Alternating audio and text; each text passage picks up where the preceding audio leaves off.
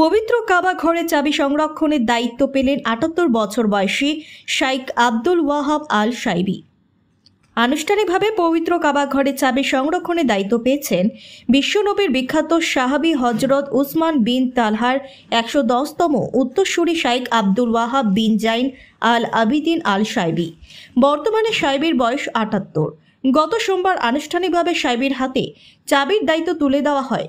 শাইখ আব্দুল ওয়াহাব বিন জাইন আল আবিদিন আল শাইবিকে পবিত্র কাবা ঘরে চাবি হস্তান্তর অনুষ্ঠানে সৌদি আরবে বিশিষ্ট ব্যক্তি, অভিজাত পরিবারের সদস্যরাও উপস্থিত ছিলেন। উল্লেখ্য, ২০১৩ সালের ৮ই নভেম্বর সর্বশেষ পবিত্র কাবা ঘরের চাবি পরিবর্তন করা হয়। এখনও ওই তালা চাবি ব্যবহার করা হচ্ছে।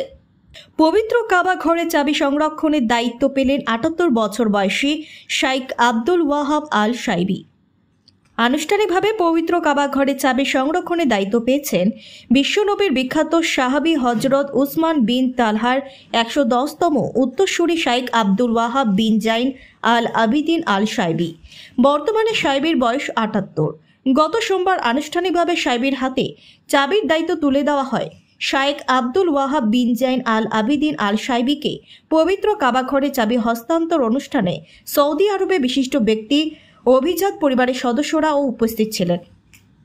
উল্লেখ্য, ২০১৩ সালের ৮ই নভেম্বর সর্বশেষ পবিত্র কাবা ঘরের চাবি পরিবর্তন করা হয়। এখনও ওই তালা চাবি ব্যবহার করা হচ্ছে।